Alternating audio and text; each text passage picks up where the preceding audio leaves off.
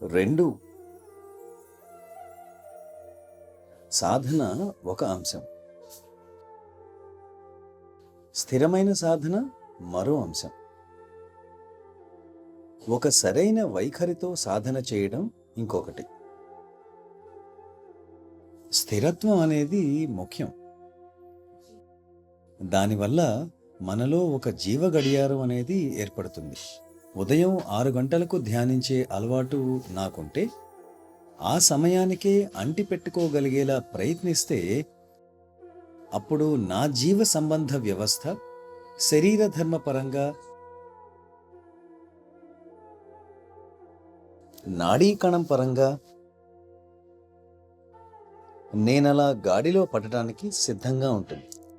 అలాగని మరీ సమయం విషయంలో అంత నిర్దాక్షిణ్యంగా ఉండకూడదు. దీనికి ప్రత్యామ్నాయం కూడా ఉంది. మీ హృదయం మీకు ఎప్పుడు ధ్యానించమని కోరితే అప్పుడు చేయడం. అయితే స్థిరంగా ఒకే సమయంలో చేయడం అనేది ఉత్తమం. వీటన్నింటికన్నా వైఖరి మరింత ముఖ్యం. ఆధ్యాత్మిక సాధనలో విజయం సాధించాలి అంటే వైఖరి వలనే సాధ్యం.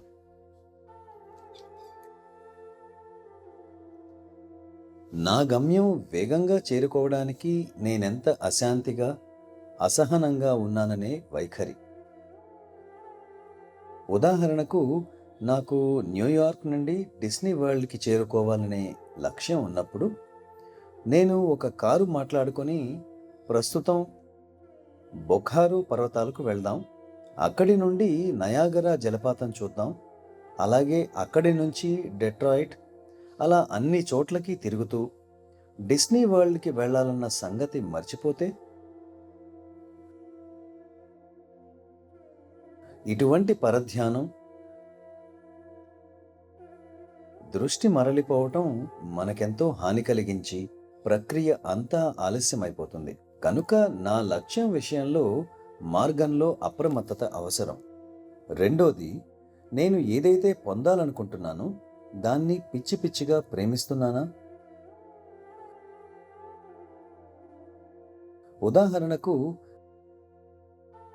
మీరు ఎవరితోనైనా ప్రేమలో పడ్డారు అనుకోండి.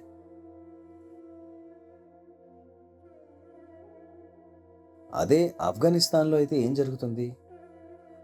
అక్కడ ఎవరైనా ఒక అమ్మాయిని ఇష్టపడితే అమ్మాయి అమ్మా నాన్నలకు ఇష్టం లేకపోతే ఒక 100 మంది గుర్రాలపై వచ్చి అమ్మాయిని అపహరిస్తారు. ఆ అమ్మాయికి ఇక గత్యంతరం ఉండదు. ఇది ఒక రకమైన వైఖరి. ఇంకో రకమైన వైఖరి ఎలాంటిదంటే, మీరు చేతిలో గులాబీతో మోకాలిపై కూర్చొని ప్రేమను వ్యక్తం చేసి ఆమెను పెళ్లికై ప్రాధేయపడతారు. ఇదొక వైఖరికి సంబంధించింది. ధ్యానానికి ముందు మళ్ళీ ఈరోజు కూడా ధ్యానం చేయాలి అంటూ మీరు ఫిర్యాదు చేస్తున్నారనుకోండి. ఇంకొకరు ధ్యానాన్ని ఆస్వాదిస్తూ ధ్యానించేందుకు ఎదురు చూస్తూ ఉన్నారనుకోండి. మీరు ఎలా ధ్యానాన్ని ఆనందిస్తారు? కేవలం కళ్ళు మూసుకొని మీలో ఈ అధిగమించటం అనేది జరుగుతుందని ఆశిస్తారా? అధిగమించడం అనేది అప్రయత్నంగా అలా జరగదు. మిమ్మల్ని అలా ముందుకు తీసుకెళ్లేందుకు మీకొకటి కావలసి ఉంటుంది. నేను ఇందాకే చెప్పినట్లుగా ధీ ప్లస్ యాన్. ధ్యాన్ చైతన్యాన్ని నిమ్న స్థితుల నుండి ఉన్నత స్థితులకు తీసుకెళ్లే వాహనం ధ్యానం. అత్యున్నత స్థాయి జ్ఞానం. నా చైతన్యాన్ని ఆ అత్యున్నత స్థాయికి నేను ఎలా తరలించగలను? నాకు ఒక వాహనం కావాలి కదా. ఇక్కడ ప్రాణాహుతి అనేది సహాయపడుతుంది. హార్ట్ఫుల్నెస్ సాధనా పద్ధతుల్లో ఈ ప్రాణాహుతి అనేది ధ్యానంలో ఒక గాఢమైన, లోతైన అనుభవాన్ని కలిగిస్తుంది. ప్రతిరోజు ఈ గాఢత అనేది మారుతూ ఉంటుంది. అంటే మీ చైతన్యం నిరంతరం మార్పుకు లోనవుతుందన్నమాట. అభివృద్ధి, మార్పులతో సమస్యలు భిన్న రీతులుగా ఉంటాయి. ఉదాహరణకు, ఒకరోజు మీరు హృదయ చక్రం వద్ద ఉంటారు. కొన్ని అనుభూతులు ఉంటాయి. కొన్ని నెలల పాటు అవి మీరు హృదయ చక్రం వద్ద పొందుతూ ఉంటారు. తరువాత మార్గదర్శి సహాయంతో మీరు తరువాత చక్రమైన ఆత్మచక్రానికి చేరుకుంటారు. అది పూర్తిగా మీకు కొత్త. మీకు అక్కడ నిరాశాజనకంగా ఉంటుంది. ధ్యానించాలని అనిపించదు. ఎప్పుడైతే మార్పు కానీ అభివృద్ధి కానీ ఉన్నప్పుడు, కొత్త ప్రదేశానికి చేరినప్పుడు ఇది నాకు పరిచయమైన ప్రదేశం కాదు అని మీకు అనిపిస్తుంది. అప్రయత్నంగా మీ ఆధ్యాత్మిక సాధన మందగిస్తుంది. మీ సాధనలో అటువంటి స్థితి వచ్చినప్పుడు జాగ్రత్తగా ఉండండి. అలాంటి సమయంలోనే మీ ప్రిసెప్టర్తో మాట్లాడి, ఇది నా ప్రస్తుత స్థితి, దీన్ని నేను దాటాలనుకుంటున్నాను అని చెప్పాలి. ఇది స్కూల్కి వెళ్ళే చిన్నపిల్లవాడిలాగా అన్నమాట. స్నేహితులకు అలవాటు పడి ఉంటాడు. మీరు ఉద్యోగం మారి కొత్త ప్రదేశానికి వెళ్ళవలసి వస్తే పిల్లవాడు మీతో రావాలి కదా.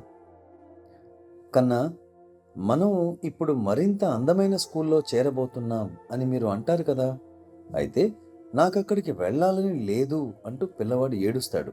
అదేవిధంగా మనం ఒక స్థాయి చైతన్యం నుండి అంతగా పరిచయం లేని మరొక స్థాయి చైతన్యానికి చేరుకున్నప్పుడు మన పరిస్థితి కూడా అలాగే ఉంటుంది. సహజమైన తిరుగుబాటు లోపల నుండి వస్తుంది. అప్పుడు ప్రిసెప్టర్ని కలిసి మీ పరిస్థితి వివరించండి. ప్రిసెప్టర్ ఈ కొత్త ఇబ్బందికర పరిస్థితిని మీరు దాటేలా సహాయం చేస్తారు.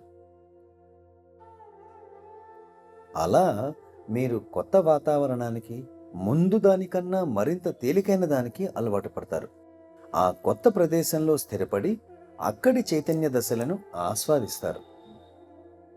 మళ్ళీ ట్రైనర్ మిమ్మల్ని నూతన దిశలకు నెట్టాలని ప్రయత్నిస్తారు. మళ్ళీ మీరు నిరోధిస్తారు. కొత్త కొత్త దశలను ఎవరూ ఆస్వాదించాలని అనుకోరు. ఎందుకంటే మీరు పూర్వస్థితులకు బాగా అలవాటు పడ్డారు కనుక. మిమ్మల్ని ముందుకు త్రోయడానికి, సహాయం చేయడానికి ఒకరు కావాలి. అందుకే ఆధ్యాత్మిక సాధనలో ఒక సరైన మార్గదర్శి అవసరం ఉంది. ఈ పద్ధతిని చక్కగా ప్రయత్నించమని నేను నిజంగా మిమ్మల్ని కోరుతున్నాను. అలాగే ఈ ధ్యాన పద్ధతిని అనుసరించడానికి మీరేం చెల్లించాలి? ఏమీ లేదు. జీరో. డబ్బు చెల్లించమని ఎవరూ మిమ్మల్ని అడగరు.